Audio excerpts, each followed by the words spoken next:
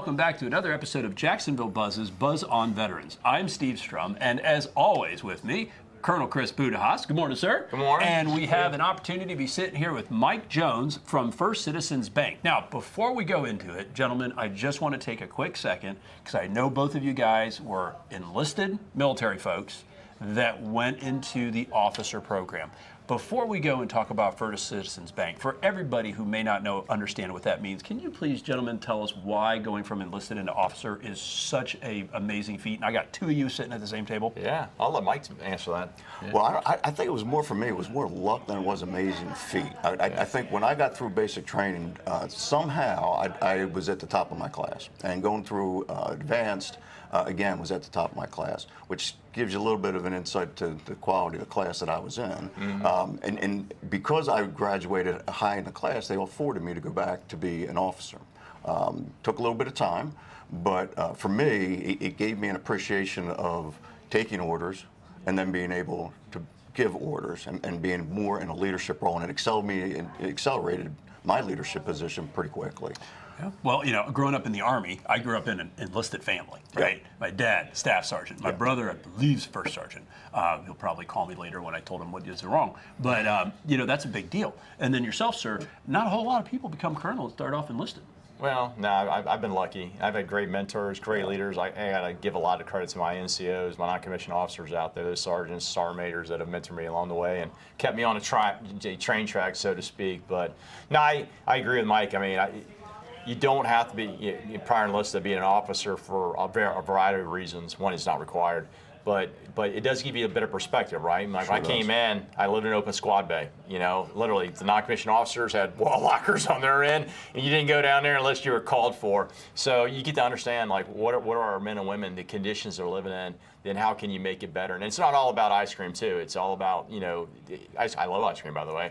But I will say that, you know, it gives you perspective on good, you know, what good training they need. Because you want to say the best way to save our lives is through great, realistic training and such. And we kind of bring that to the table because we've lived it and realized, you know, how you take care of troop welfare. You know, you've lived it before, so.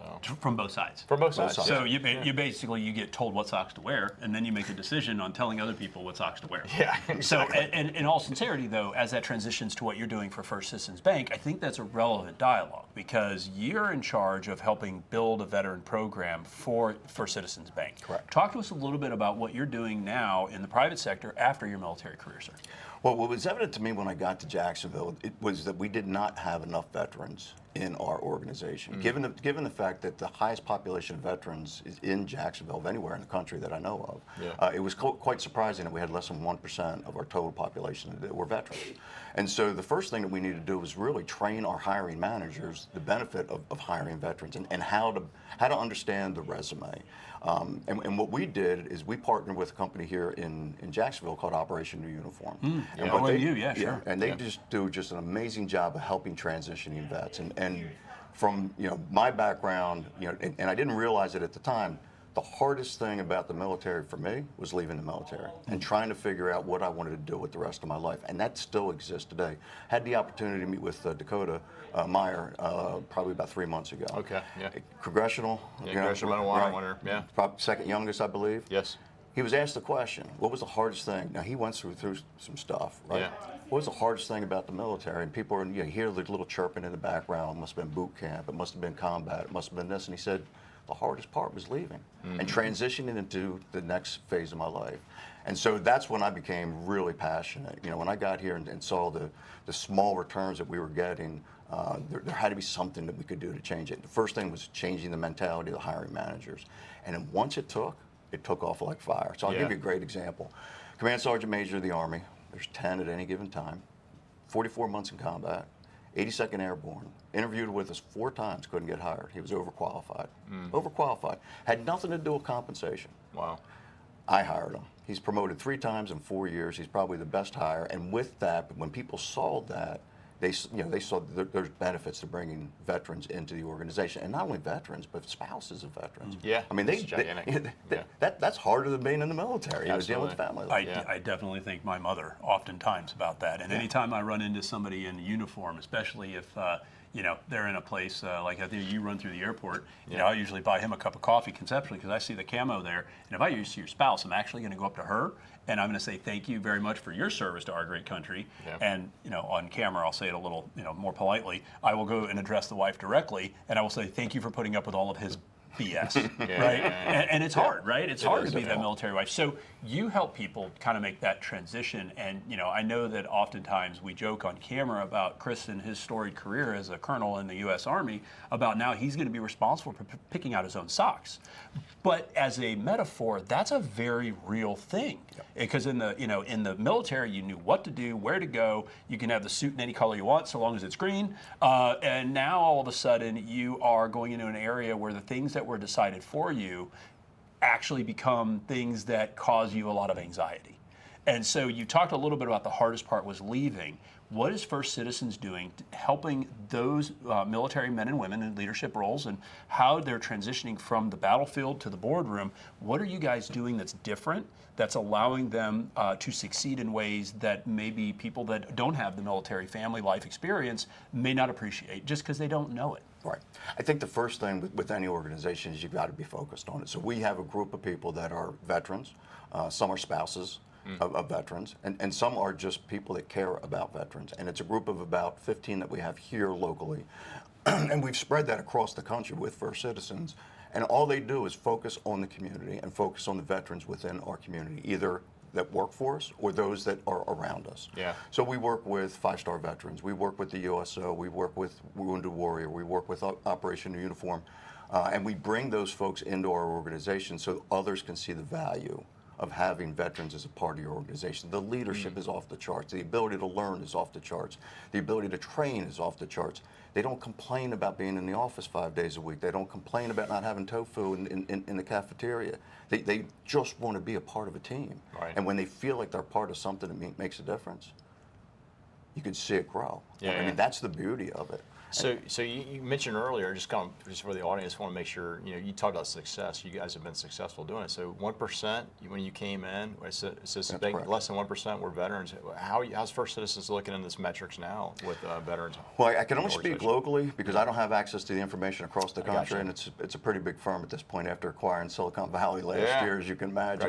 But we're a little over 10% here locally, and we've got a long way to go. I think the hard part for us is we have so little turnover. It's hard to continue to grow those numbers exponentially. But we're doing everything we can, not only for our organization, but also helping veterans find other organizations. So I recently went through 4Block as one of the mentor organizations, great nonprofit. So if I'm somewhere in the country, because people are going to watch this nationally, why do I want to come to work for First Citizens as a veteran? Well, I think leadership. I mean, if you look at our leadership, it's a family-owned, it's the largest family-owned, publicly held bank in the country. Okay. And Frank Holding, the chairman, is just an amazing human being. They are 100% focused on their people and caring for their people, and that's the bottom line of the military. Your number one position, your number one role in the military as a leader is to take care of your own. Right. And so that's the way that they show up. And it's that family environment that you do not find in many organizations, financial services or other. That's awesome. Yeah. Thank you. That's fabulous. As always, guys, in all sincerity, we have this show, we try to make it fun and try to bring in some serious content sometimes. And of course, Chris and I have been doing this for a little bit, so we do have a little bit of the, who's on first, Abbott and Costello thing going on. But in all sincerity, thank you both, gentlemen, for what you have done to literally come out of being grunt into leadership to help those. I think the phrase that comes to mind is, what is it? Learn it, do it, train it. Yeah. And I have two gentlemen that have learned it, did it, trained it, and now you're doing that for the private sector for First Citizens Bank. But thank you both for what you have done for our great country to allow us the opportunity to be able to do this show. And as we take it away, what's that one thing that you want to make sure that the veterans watching this around the country know that First Citizen has a home for them? I think the thing is, the veterans need to understand that they have to reach out. They just have to reach out. I think when we leave, we have so much pride that we're afraid to ask for help. And I think that's the first thing that I, when I sit down with the veterans, it's on its way out or they are out and have been out. We're here. There are people out there to help. You got to search for them. The government's not going to give you help. Yeah. There's not great programs out there, but when you look at Operation Uniform, is a great example. Reach out to them. they will stay with you for your entire life and make sure that you're taken care of. Reach out to us and we'll help you get there as well. Well, and I guess as we take it away, that's one thing. What we'll do is we'll make sure to hang all your links on our website, which is thedailynewsnetwork.com, because then that way they can come check you out, ask questions, and find out if there's a place for that person that's out of the military to have a home in First Citizens, both either locally or nationally. And if we can't find a place here, we'll find a place somewhere else for you. That's Fabulous. awesome. Thank you, Mike, sir. thanks for joining us. Colonel Chris, as always, sir. Yes, sir. Guys, thanks for joining us today on the Jacksonville Buzz. If you like us, share us. Remember, live with gratitude.